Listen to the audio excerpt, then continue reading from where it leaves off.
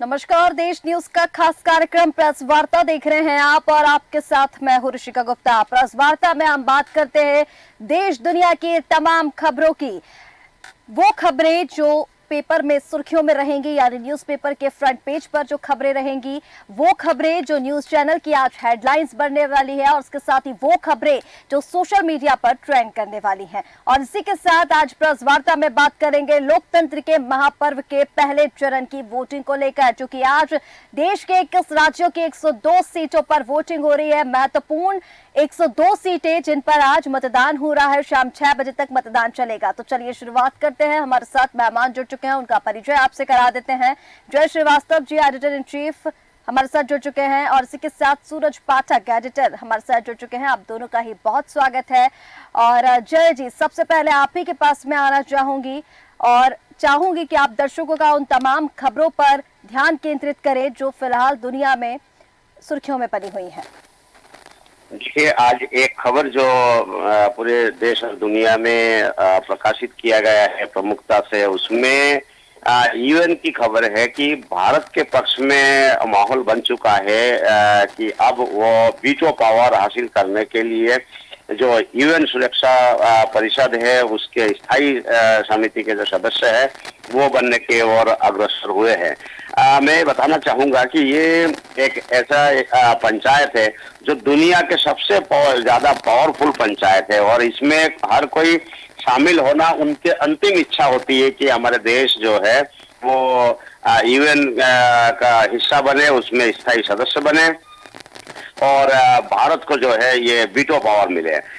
इसके लिए अमेरिका और जो फ्रांस, रूस, ये सारे तैयार है। इन्होंने अपने स्टेटमेंट दे चुके हैं और भारत के लिए इन्होंने लिखित रूप से कहा है कि भारत को स्थायी सदस्य दिया जाना चाहिए ताकि भारत को वीटो पावर मिले। और दुनिया के अधिकतर जो देश है उनके जो एक वोटिंग प्रणाली है, वोटिंग प्रणाली का मतलब है कि समर्थन में या विरोध में जो लिखित में देना होता है, अधिकतर देशों में लिखित रूप से दिया है कि भारत को इस समय यूएन का सदस्य दिया जाना अति आवश्यक है और उनको वीटो पावर देना चाहिए, क्योंकि भारत हर मामले में अब सारे जो क्राइटेरिया है उसको पूरा कर चुका है। अब इसी स्थिति में जो है उनको वीटो पावर ना देना गलत होगा। लेकिन इसका जो एक रूल है, रूल ये है कि देश से तमाम लिखा पढ़ी होने के बावजूद जब ये पंचायत बैठती है तो उसमें ये कहा जाता है कि कोई भी अगर विरोध करता है तो उस स्थिति में यूएन के जो सदस्यता है वो नहीं दी जाती है। तो मस्क में जो है अब जो आगामी मीटिंग होना है उसमें ये तय होगा, और चीन इसका हमेशा विरोध करता आया है जिस कारण से भारत को वीटो पावर नहीं मिल पाया है। लेकिन इस बार ऐसा लग रहा है कि चीन भी इसमें, जितने देशों में जो चीन के समर्थक देश है उन्होंने भी इस बार लिख के दिया है कि भारत को वीटो पावर दिया जाना चाहिए। इसी कारण से चीन भी असमंजस की स्थिति में है कि इस बार क्या किया जाए। लेकिन बावजूद इसके चीन इसका विरोध कर सकता है और उसकी तैयारी में भारत है कि जो बाकी देश है उन्होंने भी ये कहा है कि चीन को हम समझाइश देंगे कि वो वहां पर विरोध ना करे। तो अब ये देखना होगा कि यदि भारत को ये वीटो पावर मिल जाता है तो भारत के लिए ये बहुत बड़ी खबर होगी।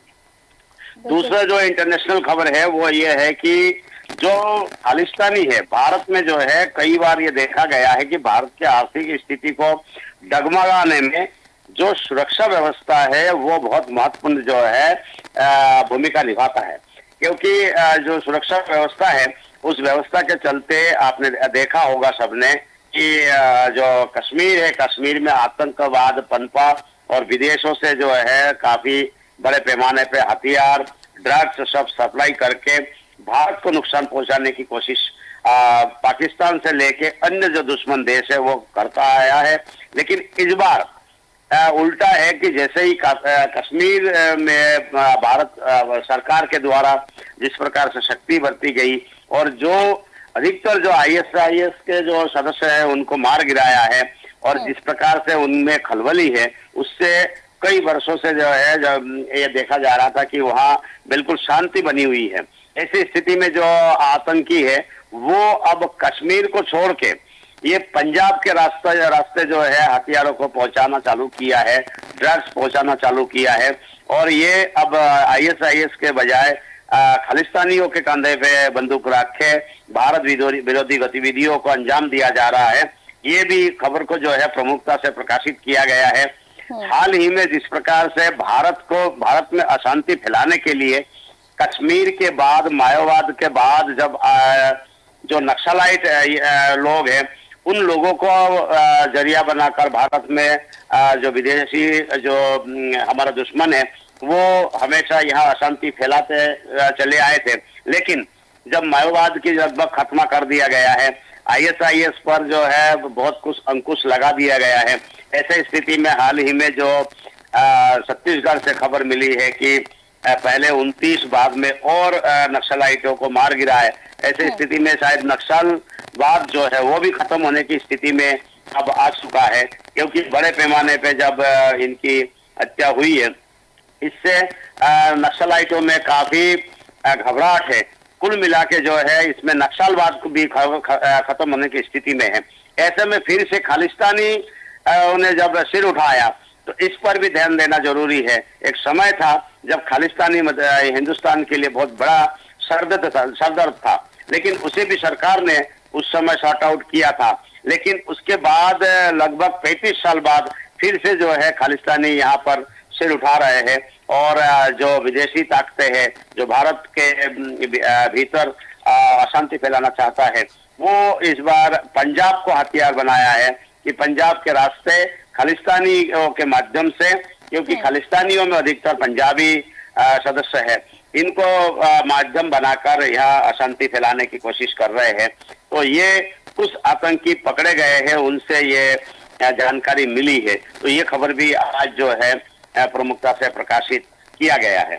एक तीसरा और अंतिम ये है इंटरनेशनल खबर के विषय में मैं जानकारी देना चाहूंगा। जो इजराइल और ईरान के बीच में जो युद्ध है वो भी जो है चरम पर है और तमाम जो देश है वो इसमें चिंतित है कि कहीं परमाणु बम का उपयोग ना हो जाए। और ईरान ने जो इजराइल पर हमला किया था, भले ही उसमें इजराइल ने सारे हमलों को उसमें कामयाब नहीं होने दिया है, लेकिन इजराइल के 8,000 करोड़ रुपए उसमें खर्चे हो गए हैं। एक साथ ईरान ने 300 ड्रोन से हमला किया था। लेकिन इजराइल की जो है तारीफ करनी होगी, इजराइल के डिफेंस सिस्टम को जो है जिस प्रकार से कहा जाता है बहुत स्ट्रांग है, उसको भेद पाना संभव नहीं है। एक बार इजराइल ने ये चरितार्थ कर दिया है कि भले 300 ड्रोन से आप हमला करो लेकिन हमारे ऊपर किसी प्रकार से कोई असर नहीं पड़ेगा। लेकिन आर्थिक स्थिति से जो है इजराइल को भारी नुकसानी उठानी पड़ी है। इजराइल को 8,000 करोड़ रुपए का खर्चा हो गया है, लेकिन अब इजराइल ने ये कहा अब किसी भी स्थिति में हम ईरान को नहीं छोड़ने वाले हैं। मतलब जो है ईरान को छोड़ने का मतलब है हमें हर बार ऐसे 5,000, 7,000, 8,000 करोड़ खर्च करने होंगे, लेकिन इसके बजाय अगर मैं हमला करता हूं तो हमारे पैसे बचेंगे। या ईरान हमला ना करे या हम हमला करें तो दोनों में से एक का चयन होगा। ईरान यदि हमला करता रहेगा तो हमारी खर्च जो है इस प्रकार से होते रहेंगे, इसीलिए हमें मजबूर होकर हमला करना पड़ेगा। इसीलिए अंतर्राष्ट्रीय स्तर पे उन्होंने आवाज उठाई है कि ईरान ने जिस प्रकार से ड्रोन हमला किया है उसका बदला तो हमने लिया है, लेकिन हम अब ज्यादा हमलावर होंगे क्योंकि हमारे डिफेंस सिस्टम पे जिस प्रकार से ज्यादा खर्चा हो रहा है उससे ज्यादा सस्ता हमारा हमला सिस्टम होगा। तो इसीलिए जो है हम हमले सिस्टम पर जाएंगे। तो अंतर्राष्ट्रीय स्तर पे ये चिंता जाहिर किया है जो यदि हमले होते रहे तो निश्चित रूप से इसका असर अंतर्राष्ट्रीय स्तर पे पड़ेगा, क्योंकि तेल को लेकर भी चिंतित है, क्योंकि कई कुएं जो है उसमें नष्ट हो जाएंगे तेल के यदि हमले किया गए इजराइल के द्वारा। तो ये सारे चिंता जाहिर करने के बाद आज जो खबर प्रकाशित हुई है कि जो यूएन है वो भी आगे आके दोनों देशों को समझाइश दे रहे हैं। बिल्कुल जय जी, जिस तरह से आपने यहाँ पर तीन बहुत ही महत्वपूर्ण खबरें बताई जो आज पूरा दिन भर सुर्खियों में रहने वाली, जिस तरह से वीटो को लेकर, क्योंकि भारत कहीं ना कहीं हिस्सा तो था लेकिन वीटो पावर को लेकर सवाल उठाए जा रहे थे। तीसरा जो आपने यहाँ पर ईरान इजराइल का युद्ध बताया, जिस पर सभी की नजर जो है बनी हुई है, क्योंकि अगर भारत में भी इसका असर तो देखने को मिलेगा ही, जिस तरह से तेल महंगा हो जाएगा। तो ये तीन महत्वपूर्ण खबरें हैं अंतर्राष्ट्रीय स्तर पर जो आज पूरा दिन सुर्खियों में बनी रहने वाली हैं। हमारे साथ सूरज पाठक एडिटर भी जुड़े हुए हैं। सूरज जी, आपके पास मैं आना चाहूंगी और आपसे चाहूंगी कि भारत की हमारे देश की जितनी भी महत्वपूर्ण खबरें हैं जो आज पूरा दिन भर सोशल मीडिया पर ट्रेंड करने वाली हैं, न्यूज चैनल्स में हेडलाइन बनने वाली हैं और अखबारों में भी आज फ्रंट पेज पर वो खबरें रहने वाली हैं। देखिए निशा, सबसे पहले तो बता दूं कि जहां से आपने शुरुआत की थी, चर्चा की कि विश्व के सबसे बड़े लोकतंत्र के महापर्व का आज पहला चरण है, इस पर मैं आऊंगा। लेकिन उससे पहले मैं बताना चाहूंगा कि देश में साइबर हमले रोकने वाली जो शर्ट इन है उस पर सेंधमारी की कोशिश की गई है, क्योंकि ये हैकिंग का मामला है और इसमें गोपनीय ईमेल, दस्तावेज लिखे गए। ये चाइनीज और पाकिस्तानी हैकर्स की तस्वीर बताई जा रही कि इसमें इन लोगों का हाथ हो सकता है। सबसे बड़ी बात यह है कि इस तरह की ये पहली घटना नहीं है, इससे पहले भी चीजें हो चुकी हैं। लेकिन यहाँ मैं ध्यान आकर्षित कराना चाहूंगा आपका चुनाव की खबर का। आज 3 केंद्र शासित प्रदेश और 10 राज्यों में वोटिंग पूरी हो जाएगी। हालांकि 21 राज्यों की 102 सीटों पर आज मतदान होना है और जिसमें राजस्थान की 12 सीटें शामिल हैं, उत्तर प्रदेश की 8 सीटें शामिल हैं। कुछ सीटों पर सबकी नजर बनी हुई है क्योंकि वो महत्वपूर्ण सीटें हैं और हॉट सीट कही जा रही हैं। मैं मध्य प्रदेश की 6 सीटें हैं जिसपे सबसे हॉट सीट कही जा रही है छिंदवाड़ा, और उसके अलावा सबकी नजर मंडला सीट पर बनी हुई है। साथ ही मैं बताना चाहूंगा कि सीधी, शहडोल और बालाघाट सीट पर भी मध्य प्रदेश की सबकी नजर बनी हुई है सब। और यहाँ मैं ध्यान आकर्षित करना चाहूंगा, बिहार की गया सीट पर आज मतदान होना है, जहां पर जीतन राम मांझी जो एनडीए के उम्मीदवार हैं और INDIA के उम्मीदवार हैं कुमार सर्वजीत पासवान। इन दोनों के बीच की जो टक्कर है यहाँ पर सबकी नजर बनी हुई है। असम के जोरहाट लोकसभा क्षेत्र से गौरव गोगोई और तपन गोगोई आमने सामने हैं और वहीं डिब्रूगढ़ सीट जो है असम की, वहां पर सर्बानंद सोनोवाल और मनोज धारवाल आमने सामने हैं। यहाँ मैं आपको उल्लेख करना चाहूंगा कुछ और सीटें जिन सीटों पर सबकी नजर बनी हुई है। वो सबसे एक सीट है तमिलनाडु की दक्षिण चेन्नई। इस सीट पर जो है टी सौंदरराजन है, तेलंगाना के गवर्नर पद से इस्तीफा देकर के आई हैं, चुनाव में उतरेगी। इस सीट पर सबकी नजर बनी हुई है। साथ ही कोयम्बटूर जो सीट है तमिलनाडु की, वहां भारतीय जनता पार्टी के प्रदेश अध्यक्ष के अन्नामलई चुनाव लड़ रहे हैं, इस पर सबकी नजर बनी हुई है। सहारनपुर में उत्तर प्रदेश की जो सहारनपुर सीट है वहां पर ये विवादित इसलिए क्योंकि यहाँ पर जो इमरान मसूद हैं वो अपने बयानों से कई बार विवादों में रह चुके हैं।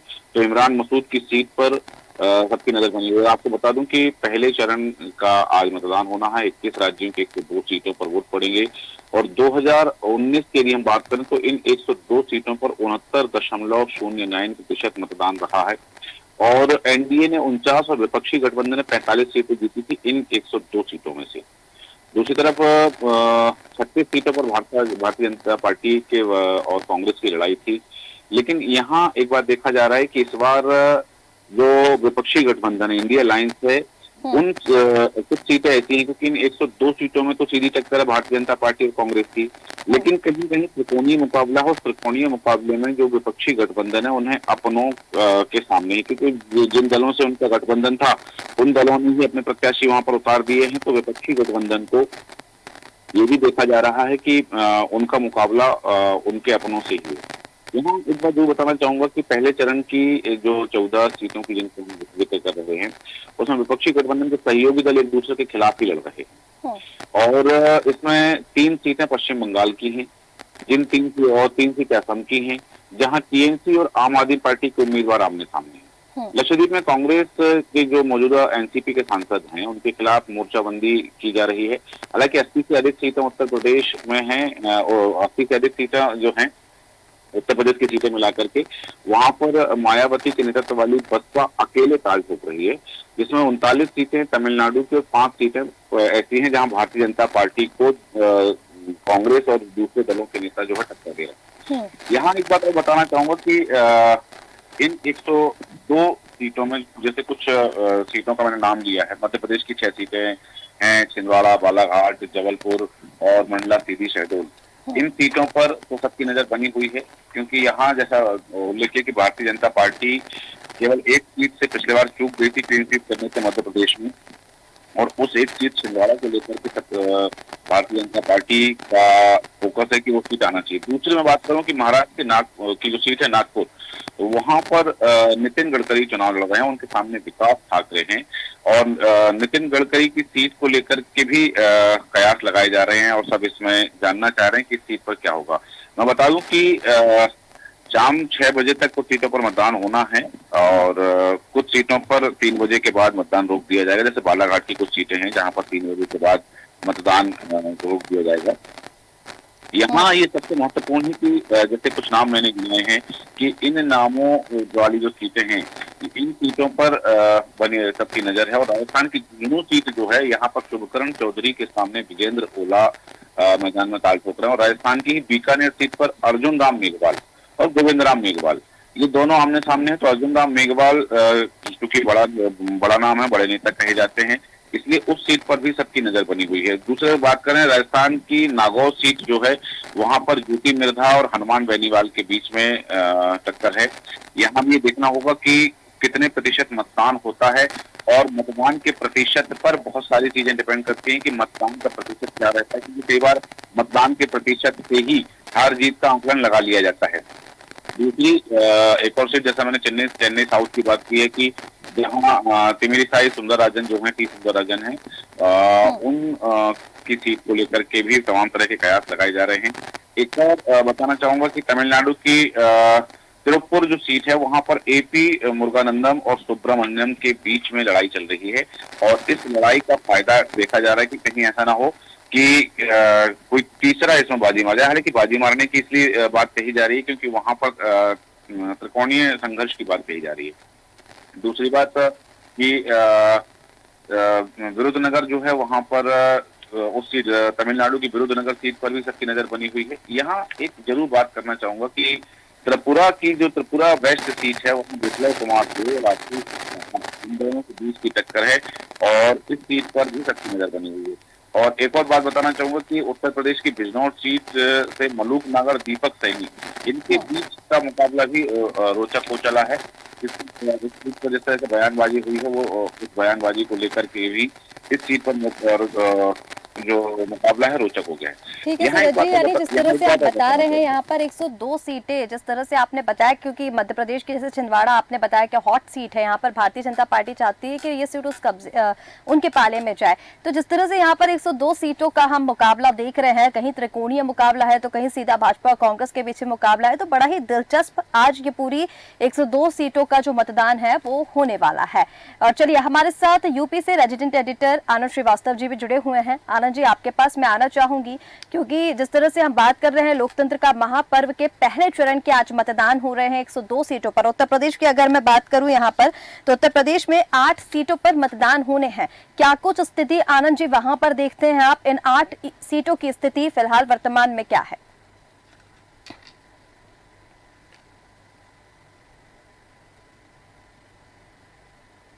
आनंद जी, आपकी आवाज हम तक नहीं पहुंच पा रही है।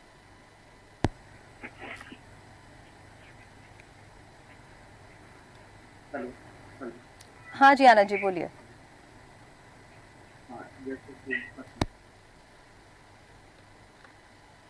ठीक है आनंद जी, आपकी आवाज हम तक नहीं पहुंच पा रही है, शायद माइक आप चेक कर लीजिए, म्यूट हो।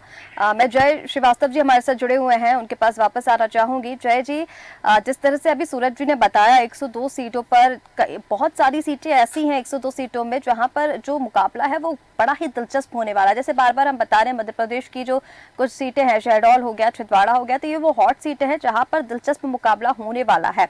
अगर वोट प्रतिशत की मैं बात करूं तो 2019 में जो वोट प्रतिशत रहा था और 2024 में, क्योंकि इस बार मतदाताओं को जागरूक करने के लिए कई अभियान चलाए गए, प्रधानमंत्री की ओर से अपील की गई और उसके साथ इलेक्शन कमीशन की ओर से कई अभियान चलाए गए, मतदाताओं को जागरूक किया गया। आप किस तरह से देखते हैं वोट प्रतिशत क्या इस बार बढ़ेगा? मतदाता जागरूक हुए हैं और बढ़ चढ़कर इस पर्व में हिस्सा लेने वाले हैं? जय श्री जो मतदान प्रतिशत है वो हमेशा जो है 70 से ऊपर ही रहता है, और भारत एक विकसित देश की ओर अग्रसर है। भारत ऐसे स्थिति में यदि वोट प्रतिशत पर ध्यान नहीं देंगे तो निश्चित रूप से ये भी गिनाया जाएगा कि ये विकसित देशों में शामिल नहीं है। ऐसे स्थिति में जो है 3 स्तर पर काम किया गया है मतदाताओं को लुभाने के लिए, मतदान को बढ़ाने के लिए। एक सबसे पहले जो ड्रॉबैक था वो ये था कि अनेक फर्जी मतदाताओं का नाम उसमें शामिल था सूची में। इसी कारण से जो है जब तक उनको मतदाता सूची से बाहर नहीं निकाला गया तब तक परसेंटेज नहीं बढ़ सकता था। क्योंकि जैसे मान के चलिए कि एक सूची में 5, 7, 10 ऐसे लोग होते थे जो मृत होने के बावजूद उनका नाम उसमें है, निश्चित रूप से वो लोग वोटिंग नहीं करेंगे, तो परसेंटेज घटता था। ऐसे स्थिति में जो है जो बाहर के लोग हैं, जो बाहर कामकाज के लिए गए हैं, वो भी मतदान करने के लिए नहीं आते थे। तो यही कारण है भारत का जो एक रूटीन ये है मतदान परसेंटेज है वो लगभग 50 और 60 के बीच में रहा करता था। जब सरकार ने इसको पकड़ा और पकड़ने के बाद इसमें से धीरे धीरे जो नाम हटाने लगे और ये कहा गया कि मतदान के दिन उस क्षेत्र में काम करने वाले जो कर्मचारी है, मजदूर है, उनको छुट्टी दी गई है। तो इस कारण से जो है बड़े पैमाने पे मतदान होने लगे। इसके अलावा एक और सराहनीय काम सरकार ने किया कि जो बुजुर्ग व्यक्ति है उनके घर जाके वोटिंग कराने के जो एक रूल चालू किया है, उससे भी जो है जो मतदान करने के लिए बुजुर्ग नहीं आ सकते थे उनके लिए भी आसानी हो गई है। क्योंकि आसानी होने के कारण से वो पहले ही मतदान कर चुके होते हैं। जिस क्षेत्र में आज 102 सीटों पर मतदान है, वो इन सीटों में रहने वाले जो बुजुर्ग है, विकलांग है, उनका मतदान पहले हो चुका है। इन सब चीजों को देखते हुए जो मतदान प्रतिशत है ये सुनिश्चित रूप से बढ़ना है और अब जाके जो एक स्टैंडर्ड तय किया गया है कि हमें कम से कम 70% से ऊपर मतदान कराने के लिए कोशिश करनी चाहिए। सरकार धीरे धीरे जो है विज्ञापन के माध्यम से जो ड्रॉबैक थे वो उसको दूर करके मतदान बढ़ाने में लगी हुई है। ऐसे स्थिति में जो है इस बार भी मुझे लगता है कि लगभग 70% के आसपास मतदान होगा, इसमें कोई दो राय नहीं है। मैं एक खबर के ऊपर और ध्यान आकर्षित कराना चाहूंगा आपके, जो कि इंटरनेशनल खबर है। पाकिस्तान और चीन के बीच में जो एक समझौता था सीपेक को लेके, उसको अभी फिलहाल जो है उसको रोकने का निर्णय लिया गया है। रोकने के लिए पाकिस्तान को दोषी माना जा रहा है कि जिस प्रकार से चीन के खिलाफ वहां पर वातावरण है, क्योंकि पाकिस्तानी सेना और चीन की सेना जो है वहां पर काफी स्थानीय लोगों पर अत्याचार करता है। इसी कारण से वहां के लोगों ने हमले किए और चीन के कई लोग मारे गए, जो इंजीनियर है, वैज्ञानिक है, वो भी मारे जा रहे थे।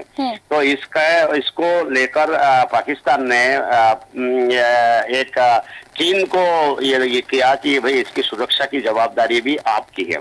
चीन ने कहा कि ऐसा नहीं है कि पाकिस्तान जो सैनिक है उनकी जवाबदारी है, हमारे वैज्ञानिक यदि काम कर रहे हैं, हमारे इंजीनियर्स काम कर रहे हैं, हमारे लेबर वहाँ काम कर रहे हैं, लेकिन सुरक्षा जो है पाकिस्तान को देनी होगी। पाकिस्तान इसमें बिल्कुल हाथ खड़े कर दिए हैं।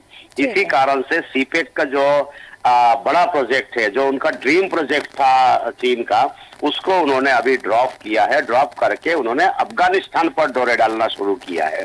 अफगानिस्तान पर डोरे इसीलिए डाल रहे हैं क्योंकि चीन का सीधा ये है कि जो ईरान की स्थिति जो वहां पर ईरान तक पहुंचना है और जो बखान कॉरिडोर है उसको लेके जो है वो वहां से सीधे ईरान पहुंचने के फिराक में है।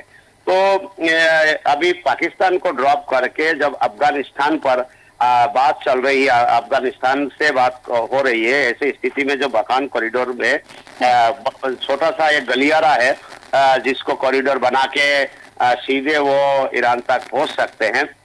तो ये इस पर अभी चीन की नजर है। और चीन क्या करती है कि एक एग्रीमेंट किसी के लिए करता है और काम और किसी के लिए करता है, इसके लिए वो जाना जाता है। अफगानिस्तान इसीलिए डर रहा है क्योंकि चीन की जो आदत है वो आदत अनुसार वो जो खनिज का भंडार है अफगानिस्तान में वो उस कॉरिडोर के थ्रू हासिल करना चाहता है चीन।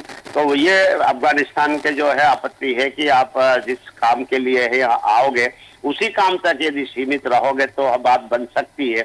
आप पाकिस्तान को छोड़ के हमारा साथ दो, हम आपके साथ देते हैं।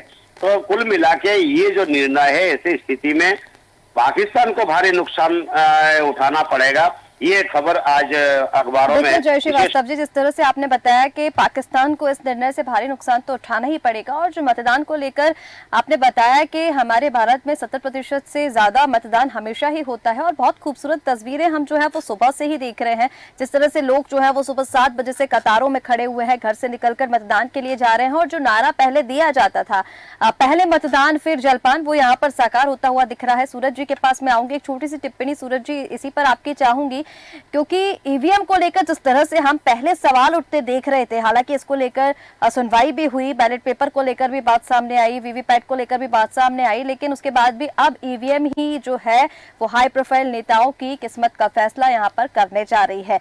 क्या स्थिति ईवीएम को लेकर आप देखते हैं, क्योंकि सुबह से भी जो तस्वीरें हम देख रहे हैं, मतदान को लेकर खूबसूरत तस्वीरें हम भी दिखा रहे हैं कि सुबह से ही लोग जो है वो लंबी कतारों में खड़े हुए हैं। फिलहाल स्थिति आप इसको लेकर क्या देखते हैं?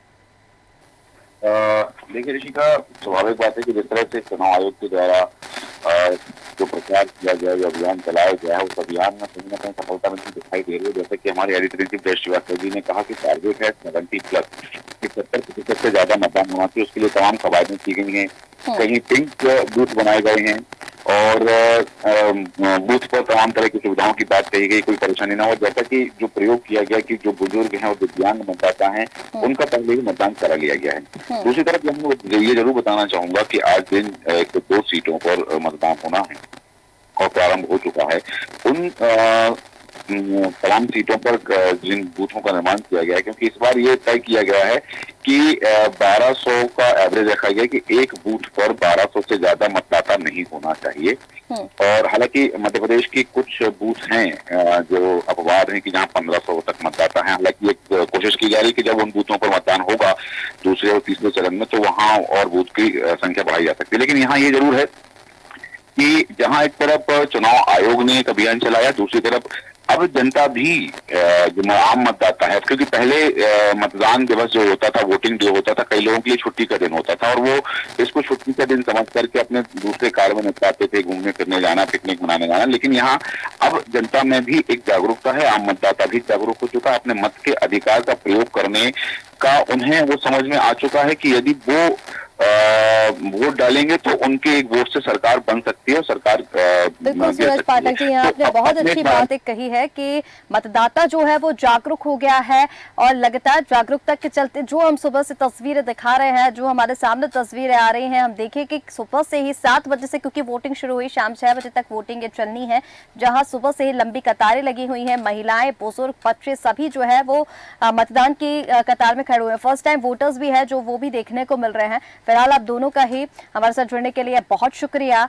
तो प्रेस वार्ता में हम लगातार आपको बताते हैं देश दुनिया की तमाम खबरें जो आज पूरा दिन भर सुर्खियों में बनी रहने वाली हैं। अखबार के फ्रंट पेज पर वो खबरें होंगी, न्यूज चैनल में वो हेडलाइंस बनने वाली हैं, सोशल मीडिया पर ट्रेंड करेंगे, और इसी के साथ देश के 21 राज्यों में 102 लोकसभा सीटों पर आज मतदान हो रहे हैं। शाम 6 बजे तक वोटिंग होगी, और आज जो प्रत्याशी हैं उनकी किस्मत ईवीएम में कैद होने वाली है। तो ये आज सबसे बड़ी खबर, पहले चरण का मतदान आज हो रहे हैं, क्योंकि 2024 लोकसभा चुनाव के जो मतदान है वो 7 चरणों में होने हैं। पहले चरण की शुरुआत आज हो चुकी है, यानी लोकतंत्र के महापर्व का आगाज आज से हो चुका है। फिलहाल हमारे इस खास कार्यक्रम प्रेस वार्ता में इतना ही। आप बने रहे देश न्यूज के साथ। नमस्कार।